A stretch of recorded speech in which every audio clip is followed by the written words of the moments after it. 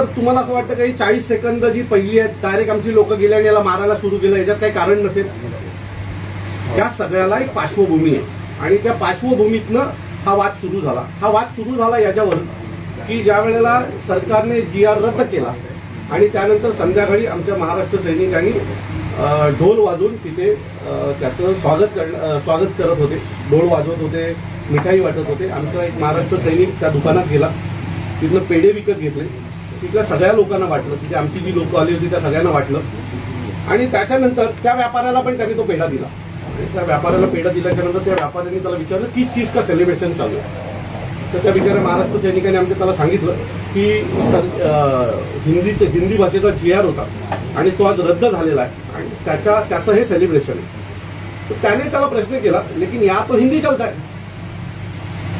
मग आमच्या महाराष्ट्र सैनिकांनी त्याच्या बाजूला उभे असलेल्या आमच्या करण आणि इतर दोघांना बोलून घेतला आणि तो बोलतो, त्यांनी त्याला सांगितलं हा बघा काय बोलतो, इथे तर हिंदी चालतं. तर आमच्या महाराष्ट्र सैनिकांनी परत त्याला विचारलं की महाराष्ट्र की भाषा कौन सी आपको पता है क्या?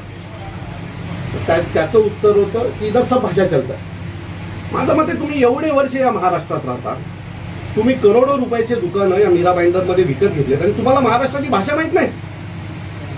ज्या भाषेला अभिजात भाषेचा दर्जा मिळाला आहे, तुम्ही एवढे वर्ष राहिलात महाराष्ट्रात, पोट भरलात, इथल्या आगरी कोळी समाजाच्या जागा विकत घेतल्यात आणि त्यांच्या जीवावर तुम्ही हे सगळं उभं केलं.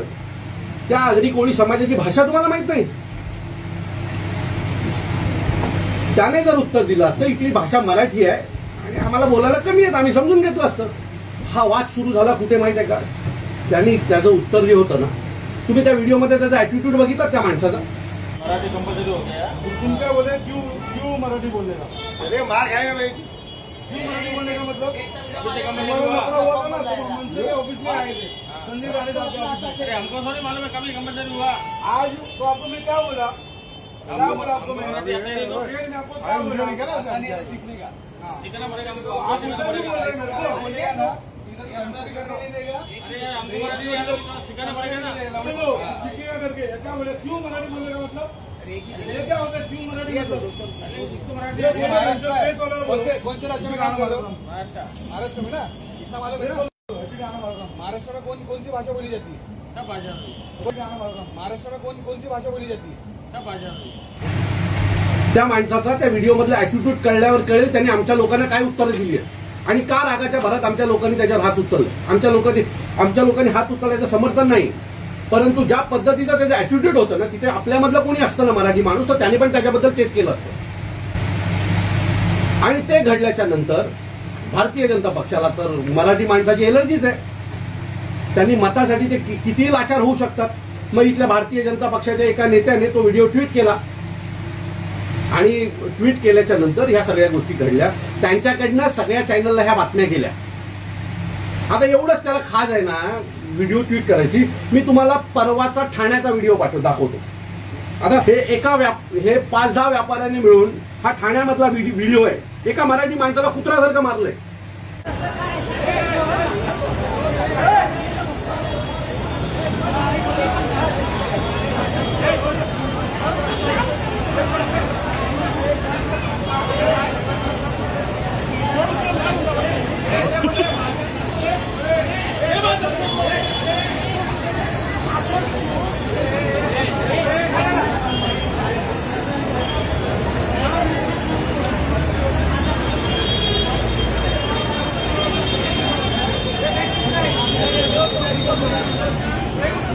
मी हे भारतीय जनता पक्ष काय म्हणतो ते पण तुम्हाला सांगतो.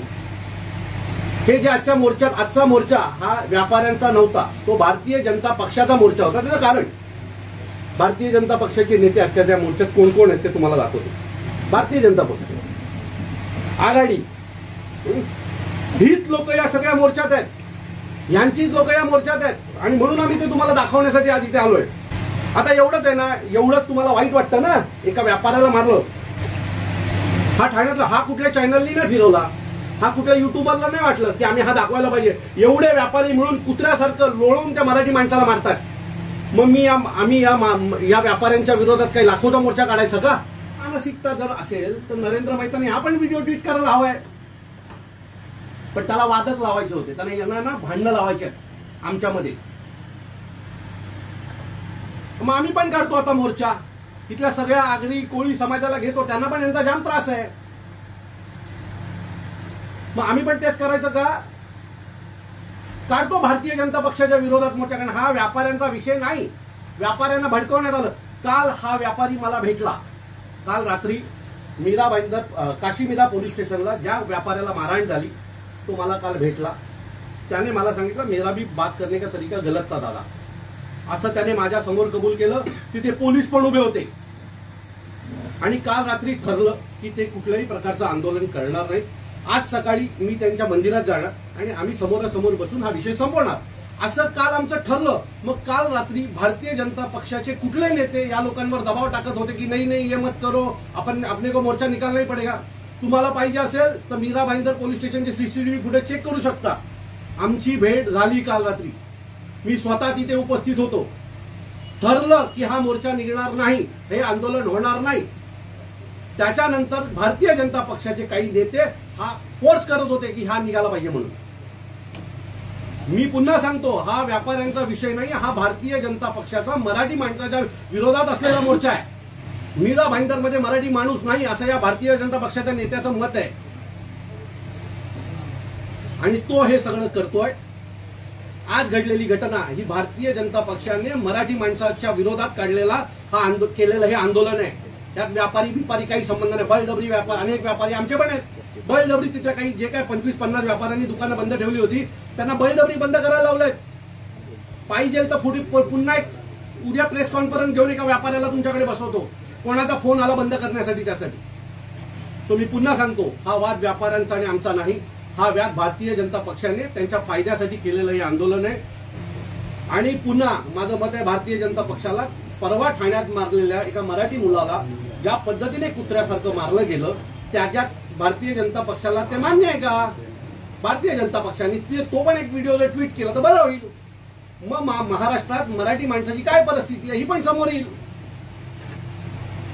म्हणजे ज्या वेळेला मराठी माणसावर अन्याय होतो त्यावेळेला भारतीय जनता पक्षाला कुत्रा सुंगतं. त्यावेळेला मागच्या वेळेलाही सोसायटीमधले विषय झाले, मराठी माणसाला घर न देण्याचा सोसायटीत, त्यावेळेला भारतीय जनता पक्ष भूमिका घेत नाही मराठी माणसाचा विषय आला की.